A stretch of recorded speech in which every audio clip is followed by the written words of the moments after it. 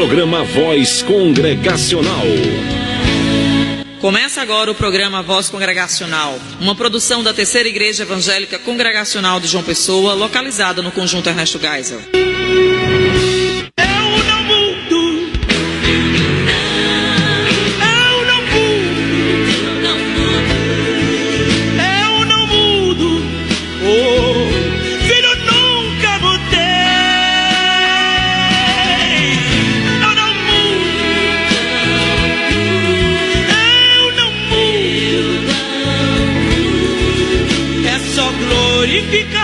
Que a vitória virá, eu não mudo.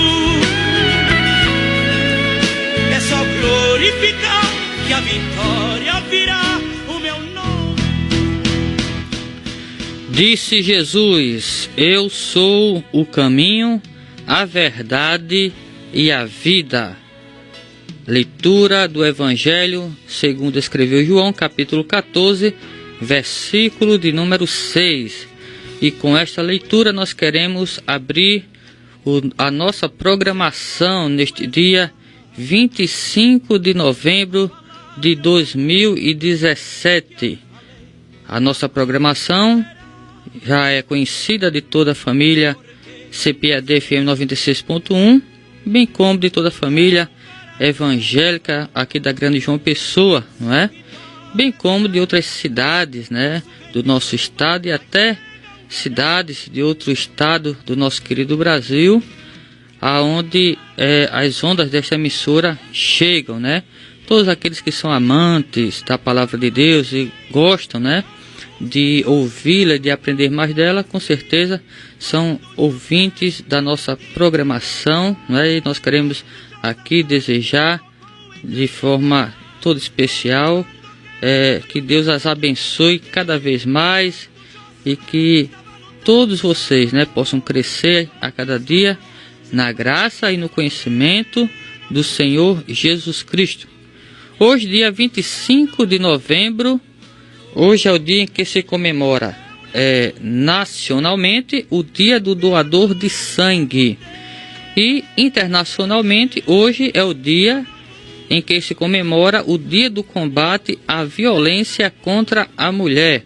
Então fica aqui as nossas homenagens, né, a todos aqueles que contribuem para estas duas finalidades, para os doadores de sangue e para aqueles que defendem a integridade física das mulheres, que, como alguém já disse, é o sexo frágil. Que Deus esteja abençoando a todos. O nosso programa hoje é o programa de número 133, pela graça de Deus. Estamos de volta, né, após uma semana de muita luta, mas também de muita vitória, de muita aflição, mas também de muita bênção. Pela graça de Deus, chegamos até aqui quando muitos ficaram pelo meio do caminho, mortos e feridos, mas estamos aqui, não foi por nossa força, não foi por nossa própria causa ou méritos, mas porque até aqui o Senhor nos ajudou. E como disse o profeta Samuel, podemos também dizer: Ebenezer, até aqui o Senhor pelejou por nós, não é? Nosso programa está apenas começando. Hoje o nosso programa ele vai ter uma programação exclusiva, não é? Hoje nós vamos suspender o estudo que nós começamos sábado passado, falando sobre a escatologia, a doutrina das últimas coisas, né? Hoje nós vamos ter uma entrevista com o pastor Renato Vargas, né, que já está aqui nas intermediações da rádio, né, CPAD FM 96.1. Este que vos fala o pastor Samuel Santos. O pastor Eudes Lopes Cavalcante também já se encontra aqui na rádio, né? E aqui na operação de áudio, o nosso irmão Erivan, com todo o seu brilhantismo e eficiência. Além da entrevista, né, com o pastor Renato Vargas, nós teremos lindas canções para a nossa edificação espiritual. Então, não saia daí, né? Não perca esta programação. Não mude de estação, de faixa, como alguém já disse. Fique ligadinho, porque com certeza Deus tem algo especial para a sua vida, tá bom? Através dessa programação. Vamos orar, porque sem Deus nós não fazemos nada. Vamos pedir a bênção de Deus. E daqui a pouco nós voltamos com muito mais, inclusive com informações sobre a nossa igreja e sobre o mundo evangélico e cristão em geral. Vamos orar.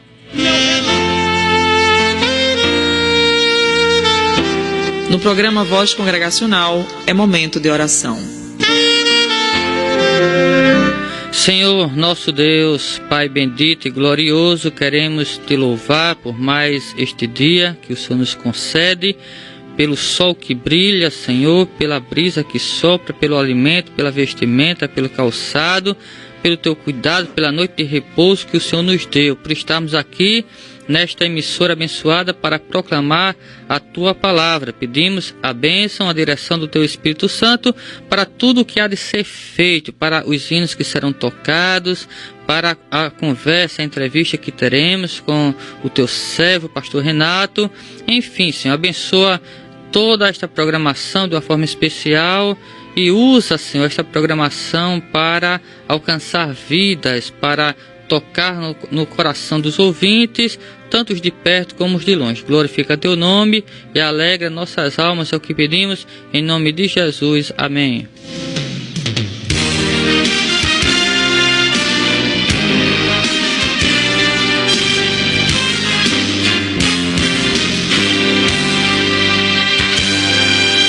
De vez em quando eu fico olhando a estrada, com seus carros passando apressados de um lado para outro. Às vezes me pego pensando em coisas passadas, quantos desencontros. Eu descobri que essa vida também é uma estrada, que a solidão na verdade é só um deserto, e que os caminhos do mundo não vão dar em nada. Jesus é o caminho certo e Ele mesmo nos diz: eu sou o caminho, sou a verdade e a vida. Sim, ninguém vem ao Pai a não ser por mim. Eu sou o caminho, sou a verdade e a vida. Sim, ninguém vem ao Pai a não ser por mim. De vez em quando, andando por essa cidade, eu até me distraio olhando as pessoas passando. Tanta gente buscando o caminho da felicidade, e então eu penso que a Bíblia também nos fala de um certo caminho, que para os olhos do homem parece direito, mas no final sempre dá em caminhos de morte. Jesus é o caminho perfeito e Ele mesmo nos diz: eu sou o caminho, sou a verdade e a vida. Sim, ninguém vem ao Pai a não ser por mim. Eu sou o caminho, sou a verdade e a vida. Sim, ninguém vem ao Pai a não ser por mim. Eu sou o caminho, sou a verdade e a vida. Sim, ninguém vem ao Pai a não ser por mim. Eu sou o caminho, sou a verdade e a vida. Sim, ninguém vem ao Pai a não ser por mim. Eu sou o caminho, sou a verdade e a vida. Sim, ninguém vem ao Pai a não ser por mim. Eu sou o caminho, sou a verdade e a vida. Sim, ninguém vem ao Pai a não ser por mim. Eu sou o caminho, sou a verdade e a vida. Sim. Simplesmente diferente. CPAD-FM. Estamos apresentando programa Voz Congregacional.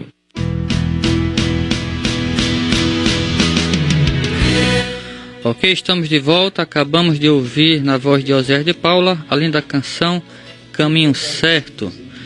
Bem, já se encontram aqui no estúdio, né, da CPAD os pastores, né, Eudes Lopes Cavalcante, o pastor André Soares e o pastor Renato Vages, né? A partir de agora teremos, conforme foi anunciado, aquela entrevista, né, com o convidado, que é o pastor Renato Vages.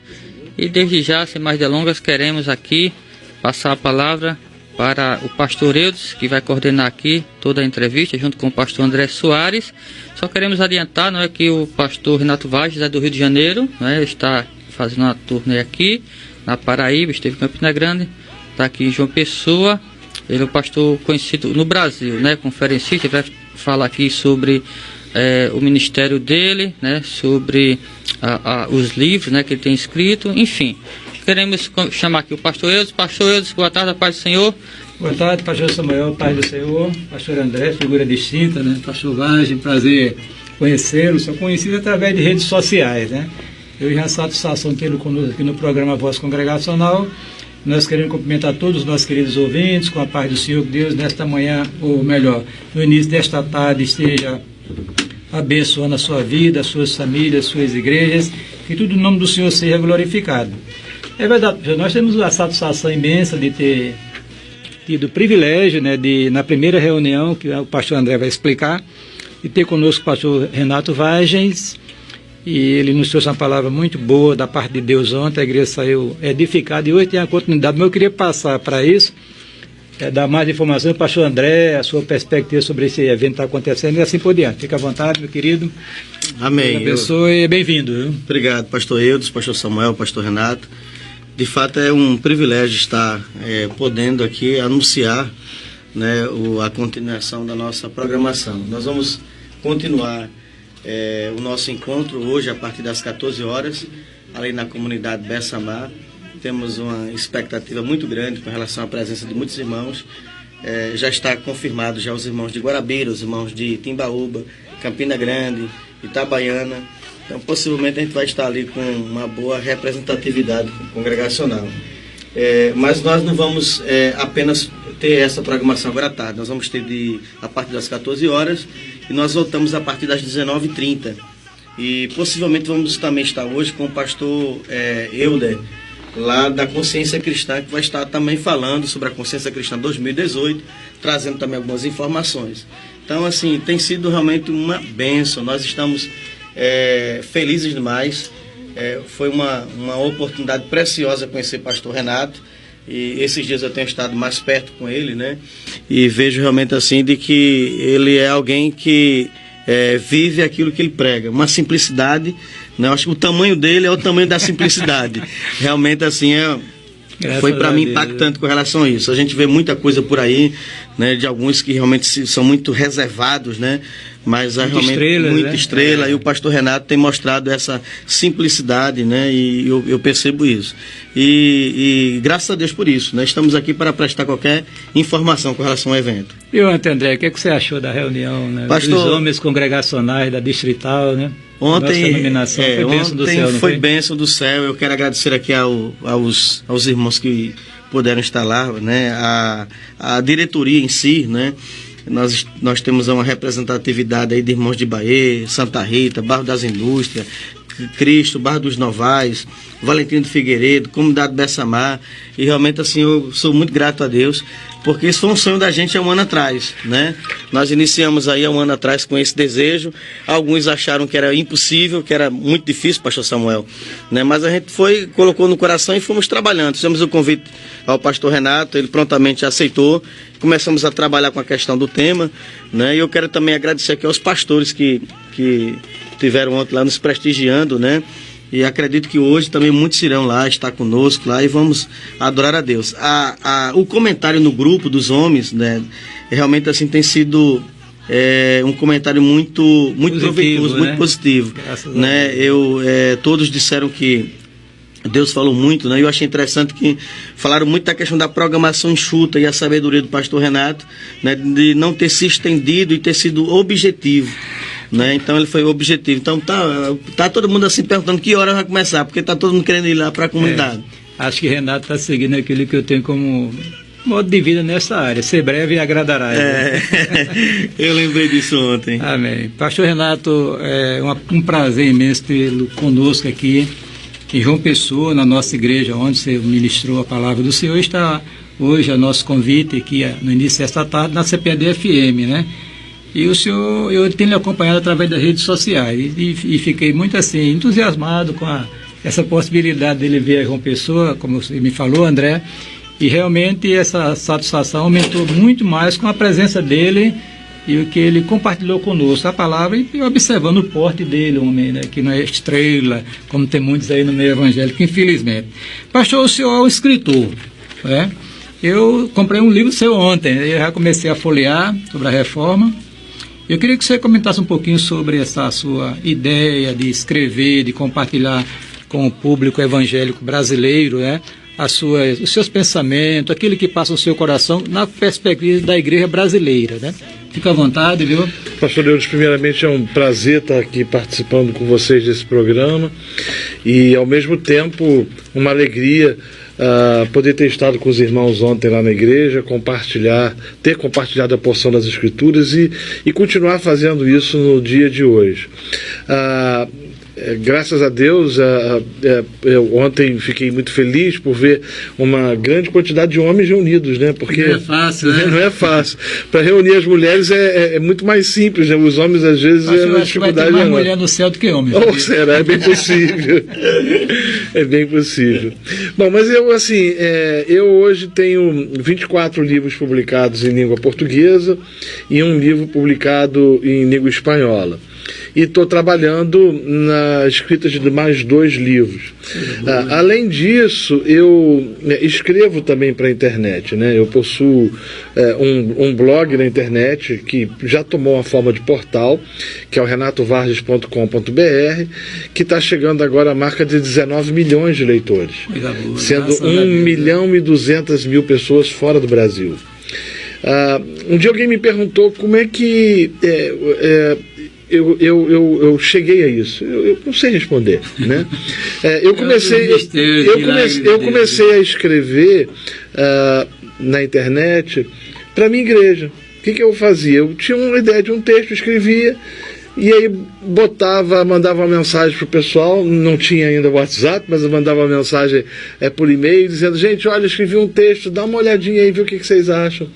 E aí foi tomando corpo e quando a gente menos percebeu, tinha tomado visibilidade aquilo que comumente a gente escrevia e escreve na internet. Mas eu já escrevia em revistas ou para revistas e já tinha publicado 1 ou 2 livros. Mas depois que eu comecei a escrever para sites, para revistas, eu automaticamente comecei a produzir mais literatura, né? E tem sido assim muito gratificante poder contribuir com um pouquinho de conhecimento que a gente tem, né, para a edificação da igreja brasileira. Amém. Amém. Pastor, realmente nós estamos vivendo uma época fascinante, né, de redes sociais, de comunicação de altíssima velocidade.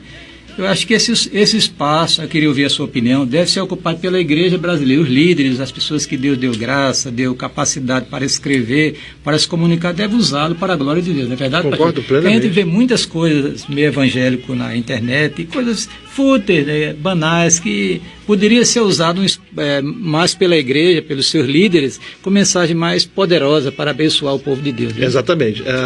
Eu tenho um amigo que diz que as redes sociais é uma faca de 2 legumes. E de certa forma porque ela tanto pode ser usada para entretenimento ou até mesmo para o mal, como ela pode ser utilizada para a glória de Deus, né? Então eu tenho procurado usar as mídias sociais nessa perspectiva. Então eu hoje uso 3 mídias, né? Eu uso o Facebook, eu uso o Twitter e eu uso o Instagram. E tudo aquilo que eu procuro publicar nessas mídias visa, de certa forma, contribuir com a edificação do povo de Deus, né? Eu entendo que as redes sociais hoje e a internet têm tido um papel preponderante de formação de opinião na parte ou no coração de muita gente, né? Alguns chegam a dizer que a internet hoje ela pode ser comparada, talvez, né, à imprensa de Gutenberg na época da Reforma. Porque se não tivesse a imprensa, a Reforma não teria acontecido. Lutero, por exemplo, não teria conseguido esparramar pela Alemanha e pela Europa todos os seus escritos, como também os outros reformadores.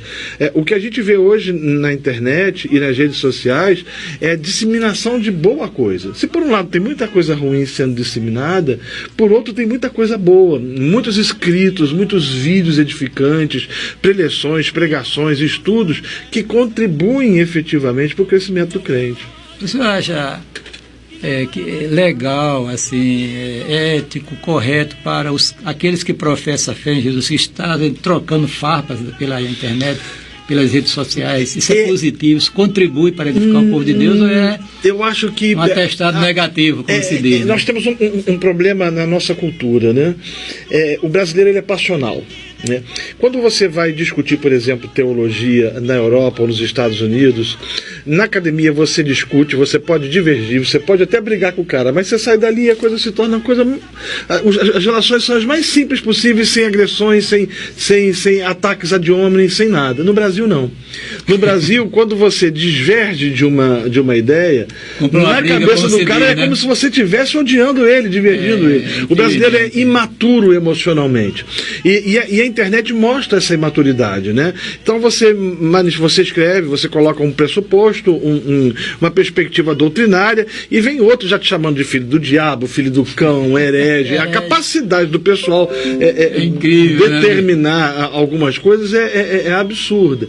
Então, assim, eu acho que falta um pouco de maturidade emocional.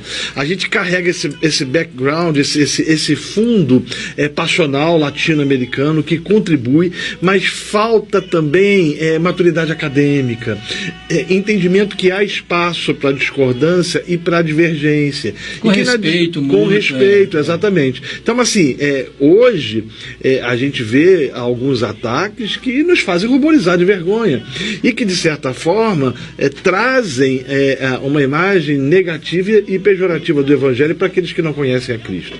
Então, eu penso que isso realmente é preocupante. Tá certo. Agora, em relação a esse momento que a igreja brasileira está vivendo, né, que nós temos um problema seríssimo, na minha avaliação, né, olhando para a igreja como um todo, nesse movimento neopentecostal. Infelizmente, a gente não pode deixar de falar sobre isso, não é verdade? É porque tanta coisa acontecendo no meio da igreja que assusta aquelas pessoas que são fiéis à doutrina. Então nós estamos aí 500 anos de reforma protestante, onde só a escritura era um dos marcos da reforma, né? O que é que o senhor acha sobre isso? Isso a tendência é aumentar, descontrolar, porque eu acho que já fugiu do controle da igreja, na minha avaliação, a menos que eu esteja enganado. Eu entendo que o neopentecostalismo seja um problema grave, mas eu começo a entender também, como alguém que tem estudado um pouco o tema, de que ele entra no processo de declínio.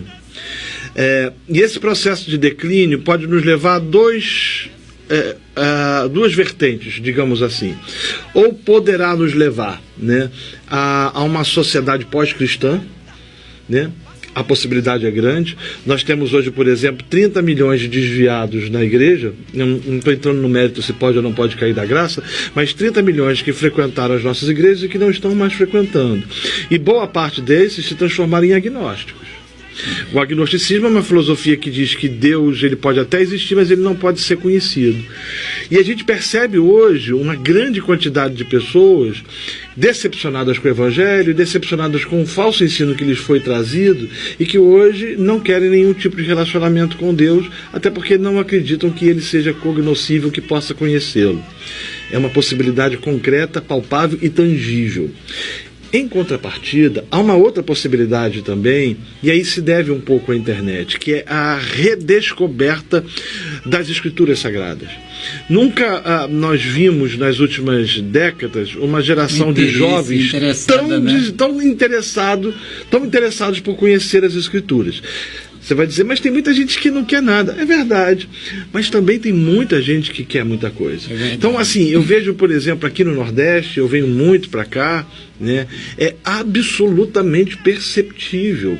Você andar pelo sertão de praticamente todos os estados, até mesmo das capitais, você perceber que tem um bocado de gente que não aguenta mais ouvir os discursos. Olha para o irmão que está do seu lado, profetiza, decreta, determina. O cara não aguenta mais. O cara, ele quer substância, como diz lá no Rio de Janeiro, né? Substância, ele quer. Renato Aragão, né? Exatamente. Então, assim, torna-se absolutamente necessário com que a igreja corresponda a isso. Agora, não nos é possível saber o que acontecerá. O que percebemos é que o neopentecostalismo começa a decrescer. Você vai ver os neopentecostais como Universal do Reino de Deus, como Internacional da Graça, Mundial do Poder de Deus, eles começam a perder adeptos, né? Então essa é uma preocupação que os seus líderes começam a ter.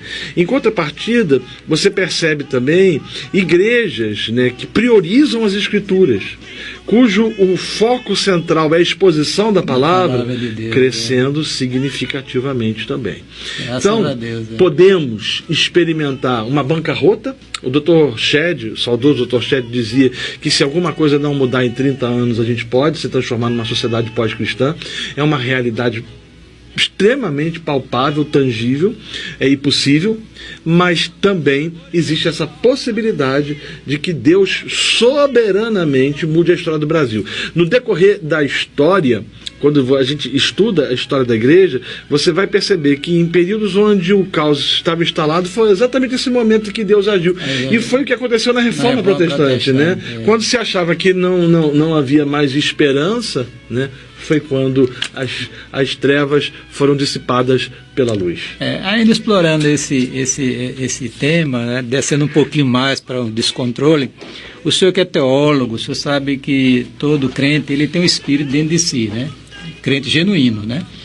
A Bíblia diz que quando a pessoa crê em Cristo de coração, lhe é dado o espírito para habitar permanentemente dentro do crente. Sim. Me diga uma coisa, quando o espírito começa a operar a descontrole, o homem perde a capacidade de raciocinar, porque a gente veio falar aí unção do caicai, unção da lagartixa, unção do leão, unção do riso, unção do paletó, tanta coisa está no meio da igreja, e assim assusta a igreja nessa compreensão da doutrina do Espírito Santo, da pneumatologia. Né? Não há a menor possibilidade de se perder o controle.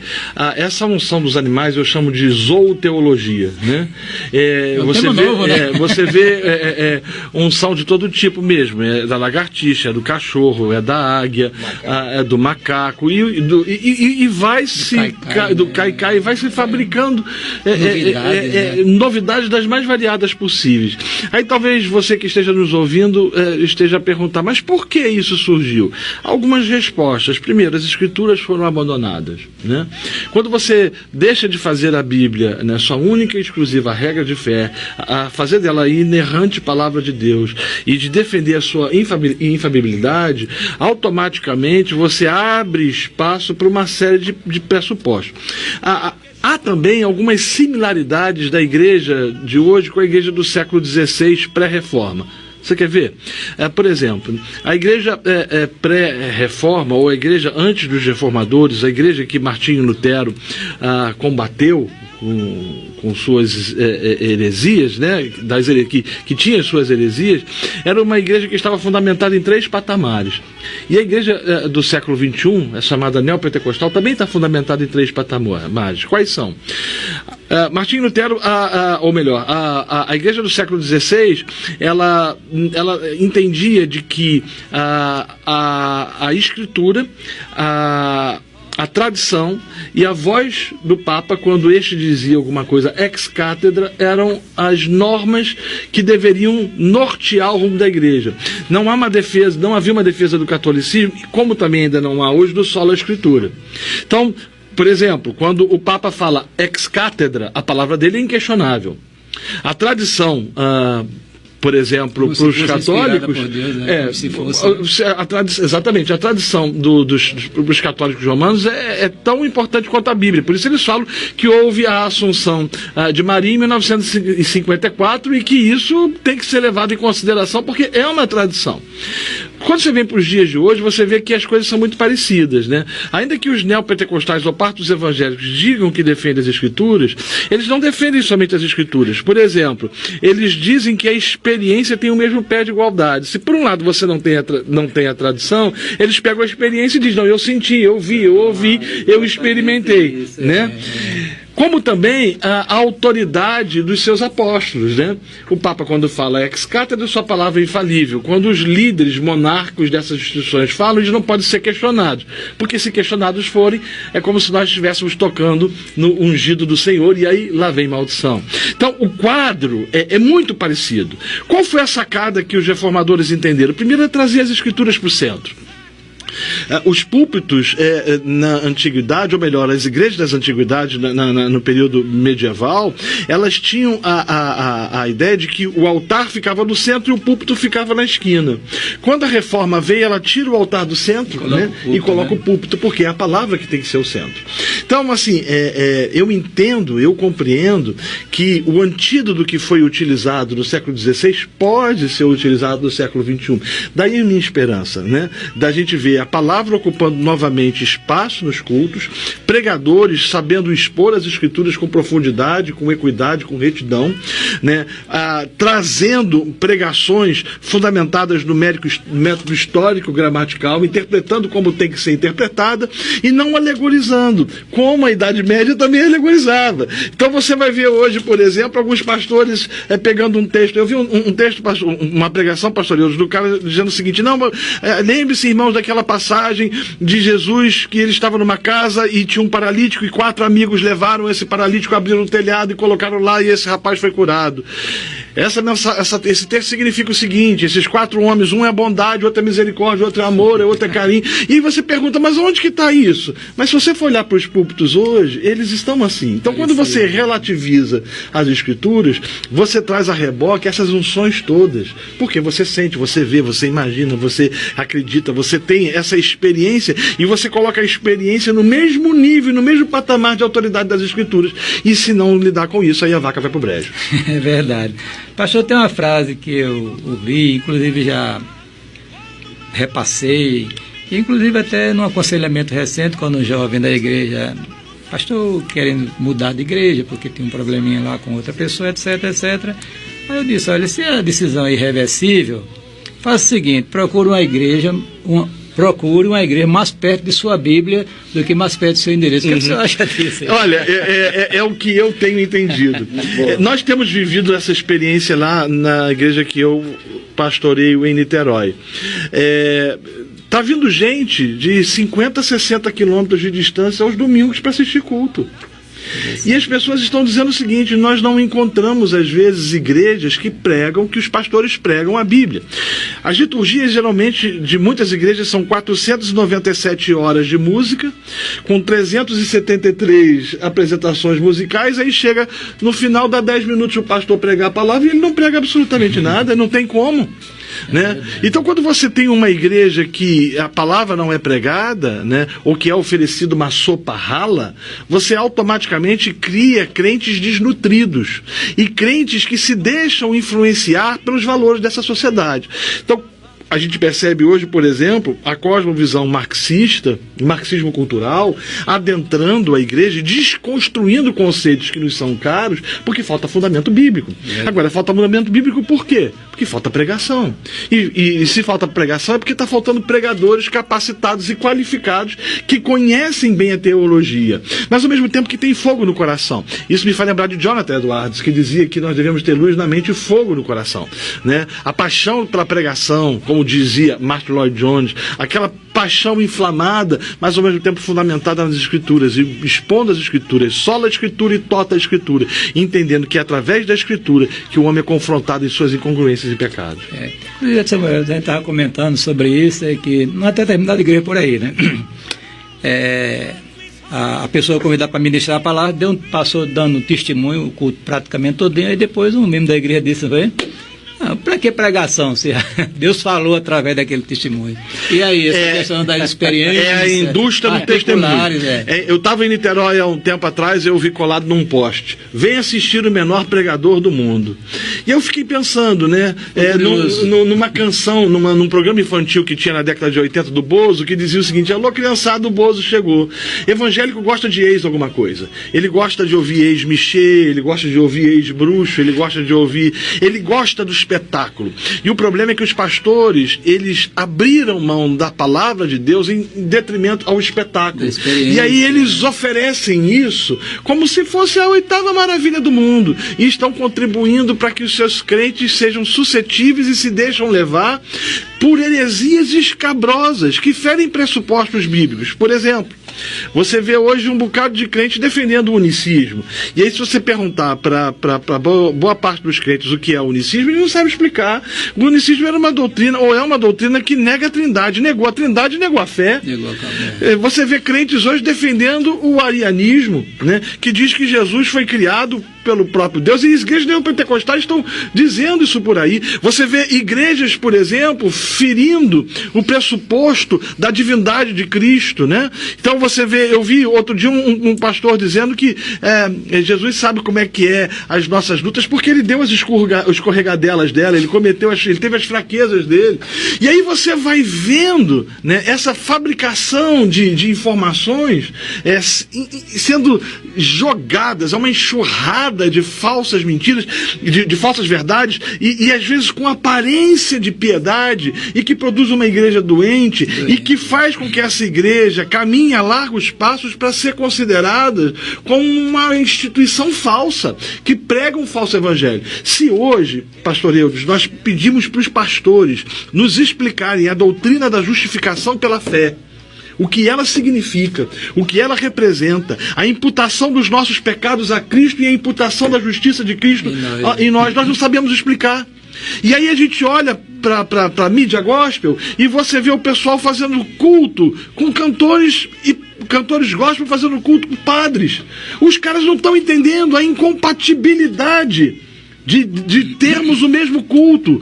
Os católicos têm uma percepção de justificação pela fé completamente diferente dos protestantes e da reforma protestante. E quando você faz isso, você joga na lata do lixo tudo aquilo que foi resgatado pelos reformadores no século XVI. Falta conhecimento, falta estudo bíblico, falta ensino. E aí geralmente os caras falam o seguinte: porque a teologia mata e a letra enterra. Quem fala isso desconhece o que significa teologia. Porque quanto mais teologia você tem, mais cheio do Espírito Santo você fica, e mais com vontade de pregar as verdades você fica também. E mais seguro na fé também. Com absoluta certeza. Samuel, o senhor que é um estudioso da Bíblia, quer participar também, fica à vontade, viu?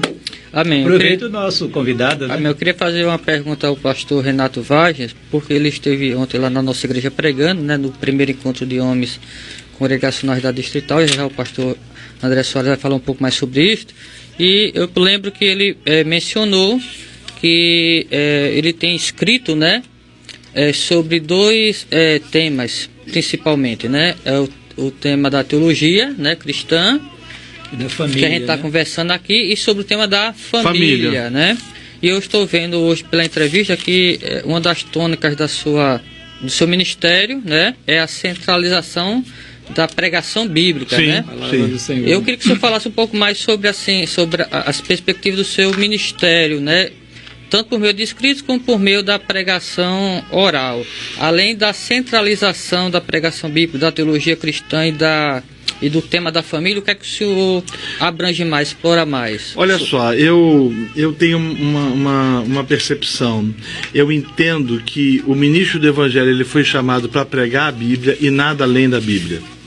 Por isso que eu acredito que a melhor forma de pregação, a melhor forma de exposição é a pregação expositiva. É você pegar o texto e expor o texto detalhadamente, trazendo aquilo que o texto tem a dizer ao coração da pessoa. Eu compreendo que a mensagem, que a pregação, que o texto bíblico, ele precisa ser lido, explicado e aplicado. Sem isso, você não está efetivamente pregando as Escrituras como deveria ser pregado. Então, eu tenho procurado, durante aonde tenho estado, pregar as Escrituras efetivamente. Mas tenho também entendido a importância de escrever. E ultimamente eu tenho escrito muito, de fato, na área de família, principalmente voltado para homens. Ano que vem eu estou trabalhando num livro que deverá ser lançado, que vai ser lançado pela editora Fiel, que é a crise de masculinidade e a sua influência na igreja. Eu vou provar por A mais B que a igreja experimenta uma situação decadente em alguns pressupostos e principalmente relacionais na comunidade, pelo fato efetivamente de que ela esteja experimentando ou vivenciando juntamente com a sociedade essa crise de masculinidade. Então eu tenho dedicado meu tempo para escrever. Alguns me perguntam assim, pastor, você podia dar mais aulas em seminários? Não adianta a gente querer abraçar o mundo com duas mãos, porque não é possível, né? Então, assim, na sua pergunta, eu tenho procurado focar em duas coisas, especificamente a pregação das Escrituras, e tenho feito isso pelo Brasil e fora, né, e escrever assuntos que tentam, de alguma forma, trazer respostas à sociedade a qual nós fazemos parte. Amém. O pastor André Soares vai participar também, mas eu queria fazer só mais uma pergunta. Nas suas andanças pelo Brasil e até fora do Brasil, mas principalmente no Brasil, né? Nas conferências que o senhor tem participado, o que é que o senhor tem visto assim de positivo e de negativo, né? Com relação à realidade das igrejas, né? Olha, assim, eu vou ser mais otimista. Hoje eu estou vendo muita coisa boa começando a acontecer, né? No meio do povo de Deus. Muita gente, como eu falei no início da entrevista, dizendo o seguinte: eu cansei de ficar num culto e ouvir somente música, e na hora que o pastor sobe para falar, ele não fala lé com cré, como diz lá no Rio de Janeiro. Ele não explica, ele não fala nada, ou ele só fala, Deus vai te dar, você vai ter vitória, você vai conquistar, você vai ter bênção. O povo está cansando disso, né? E o povo está descobrindo, né, através da internet, porque o cara começa a assistir as mensagens que estão no YouTube. Ele começa a comparar aquilo que ele vê espalhado por esse país afora com o que ele comumente vê no púlpito dele. E aí ele vai cobrar do pastor dele. Ele fala, pastor, né, a gente precisa pregar mais a Bíblia, a gente precisa estudar mais a Bíblia. Há uma redescoberta novamente da escola bíblica, não dominical. Isso é um ponto até que precisa ser discutido, e eu tenho uma tese que a escola bíblica hoje ela não dá para ser só dominical mais, ela ter uma abrangência maior. Às vezes a escola bíblica pode acontecer durante a semana, às vezes ela pode acontecer um sábado inteiro, enfim, você pode pensar em inúmeros métodos, né?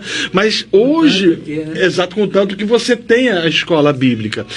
Hoje você vê isso acontecendo. Então é extremamente positivo. Qual é o problema? O problema é que a gente olha mais para a questão do movimento neopentecostal que se reinventa cada dia, cada vez falando e fazendo mais loucuras.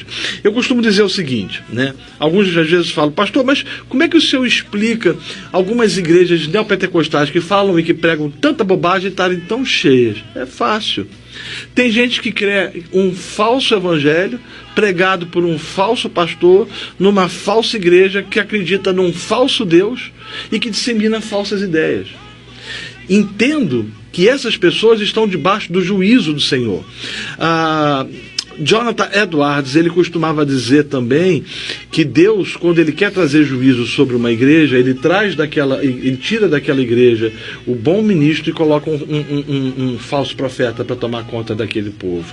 Esse pessoal que procura essas igrejas são pessoas que não querem ouvir o evangelho, elas querem um evangelho de acordo com as suas percepções, e por isso Deus entregou a elas a seus falsos profetas, e esses sofrem as consequências, sofrerão as consequências disso. É claro que Deus tem tirado muita gente de lá por sua graça, por sua bondade, por sua misericórdia, e que tem levado não para a denominação A, não para a denominação B, mas tem levado para igrejas que decidiram não pregar outra coisa a não ser a palavra do Senhor. Amém. Estou satisfeito. Pastor André. É interessante. Eu quero fazer mais um registro aqui, expressar minha gratidão ao pastor Eudes pelo convite, né, e pelo apoio também em todo esse encontro. A pergunta, ela é assim, ela tem muito a ver com o cenário que nós estamos enfrentando. Nós vivíamos há 10 anos atrás, nós tínhamos algumas referências, né? Se falava muito, por exemplo, do pastor Caio Fábio, se falava muito do pastor Ricardo Gundim, para aqueles mais assim de centro, o Napoleão Falcão e por aí vai. E hoje parece que nós não temos assim nenhuma referência nacional. A pergunta é nesse sentido: isso de repente traz algum malefício para a igreja fica sem identidade? Uma voz, por exemplo, que pudesse fazer um trabalho de convergência entre essas correntes doutrinárias, de repente ajudaria ou não ajudaria? Ou é interessante essa diversidade, porque a graça de Deus ela vai se manifestar em lugares diferentes? Deus não divide sua glória com ninguém. Nós temos a capacidade de fabricar ídolos, e ídolos querem ser fabricados. A igreja evangélica, na década de 80, ela teve realmente grandes ícones. E gente que conseguiu ter visibilidade no país, independente de redes sociais, porque não existia. Todavia, o que esses não entenderam é que seus pés eram de barro. E se deixaram levar por doutrinas e por conceitos absolutamente estapafúrdios, permitindo que, por exemplo, o liberalismo teológico desconstruísse alguns conceitos que são caros a crentes ortodoxos. Há pouco eu estava conversando com um pastor de 80 anos e ele me ensinou uma coisa que eu tenho procurado carregar para o resto dos meus dias. Ele falou o seguinte: meu filho, lembro das palavras dele como se fosse hoje, tem uns 2 ou 3 anos que ele me disse isso. Todos os dias eu oro para que Deus não permita com que eu peque e envergonhe o nome dele e a igreja de Jesus. Aquele homem estava no fim da jornada dele, mas ainda assim ele clamava a Deus para que o Senhor o livrasse desse tipo de sentimento. Deus é muito grande para que ele possa ter um representante na terra. Isso até mesmo frustra os pressupostos das Escrituras, que nos dizem que nós somos reis e sacerdotes e que trata efetivamente da pluralidade. O Brasil não precisa disso. O que o Brasil precisa é de crentes e de igrejas centradas em Cristo, que pregam o Evangelho e que vivam para a glória de Deus. Não há necessidade de ícones, não há necessidade de gente que tente construir essa ponte, porque falhará nessa percepção, pelo fato inequívoco de que nós somos seres frágeis, débeis e tendenciosos ao orgulho e ao pecado. Amém, pastor. Que coisa boa, né? Lhe ouvir, que Deus lhe abençoe, lhe dê graça em seu ministério ali no Rio de Janeiro, em Niterói especificamente, amém, né? E no Brasil, usando aí a mídia, as redes sociais, o senhor e a sua igreja continue sempre firme nos caminhos do Senhor. Com a palavra, pastor Samuel, para concluir o trabalho. Amém. Estamos chegando ao final da programação. Infelizmente, o relógio não é convertido, né? Mas queremos passar aqui a palavra ainda para o pastor André Soares, dentro dos minutos que temos aí, para ele falar sobre o evento que está acontecendo, que foi motivo do pastor Renato Vargas, né, estar conosco, né, que é o evento dos homens. Fica à vontade, pastor. Ok, só lembrando novamente a questão do horário, né, expressar mais uma vez a minha gratidão ao pastor Eudes, pastor Renato, pastor Samuel e aos pastores que, de forma direta e indireta, têm nos ajudado. Nós vamos estar logo mais a partir das 14h30, lá na comunidade Bessamar, com toda uma programação, recebendo os irmãos, né, de alguns municípios, como Guarabira, Timbaúba, Itabaiana e Campina Grande e outros ainda. E nós encerramos por volta das 18h15, 18h30 e retomamos a partir das 19h30. Então, nós louvamos a Deus, porque tem assim impactado a vida dos homens, né? Eles já estão sonhando. Ontem, quando no final nós estávamos naquele processo de confraternização, né, eu lembro que um irmão lá, até mesmo da igreja do pastor Eudes, né, disse: pastor, vamos já agendar com o homem e já vamos deixar certo o nosso congresso para 2018. Então esse é o espírito, essa é a animação, né? E aproveitar o momento para mandar um abraço e um cheiro carinhoso para minha esposa Miriam, para minha Raquel, o meu Moisés e o meu Lucas. Deus abençoe. E para a comunidade Bessamar. E eu quero também assim expressar a minha gratidão ao pastor Wilton, que inclusive chegou hoje, nem descansou. De manhã já por volta de 8 horas já estava me ligando já. Quando eu cheguei na igreja já tinha arrumado, já estava me esperando, arrumou as cadeiras, já preparou lá um banquete lá para os irmãos que vão estar conosco agora à tarde, né? Minha gratidão ao pastor Wilton, né? Aquele a quem eu tenho uma profunda admiração e carinho e respeito. Então, só para reforçar, o evento do qual o pastor Renato Vaz está participando é o primeiro Congresso de Homens da Distrital, é isso? Temos denominado encontro, né? O primeiro encontro de homens da Distrital da Paraíba. Começou ontem lá no Geisel, vamos continuar agora hoje, de 2 horas da tarde, né? E no Bessa paramos, Bessamar, né? Aí nós paramos agora em torno de umas 18 horas e voltamos para o culto à noite. O culto à noite aí, possivelmente a gente vai estar lá tem uma programação bem bonita, bem organizada e enxuta, né? Porque a prioridade é a pregação da palavra, a exposição das Escrituras. Deus abençoe pastor André Soares, Deus abençoe pastor Eudes Lopes Cavalcante, Deus abençoe pastor Renato Vaz, seja bem-vindo. Gostou da Paraíba, né? Ah, Paraíba é maravilhoso. Deixa eu só aqui, ele falou tanto de redes sociais, quem quiser me seguir no Facebook, no Instagram ou no Twitter, é só digitar nos sites de pesquisas dessas redes sociais, Renato Vargas. Pronto, chegou lá. Amém. Deus abençoe também o nosso amado irmão Erivan aqui no controle e a todos os ouvintes. Vamos orar e na sequência vem aí Armando Filho com o hino Avivamento Total. Santo e bendito Deus, louvado e exaltado seja o teu santo nome, por mais esta programação que foi realizada. Te agradecemos pela direção do Teu Espírito Santo, cremos que o Senhor falou profundamente aos corações dos ouvintes. Continua abençoando esta emissora, as programações que se seguirão. E se for da Tua vontade que no próximo sábado possamos estar de volta aqui para continuar esta missão que é anunciar as boas novas de Cristo Jesus. Leva-nos em paz, é o que pedimos em nome dele, em nome de Cristo, para ele, para a Tua glória. Amém.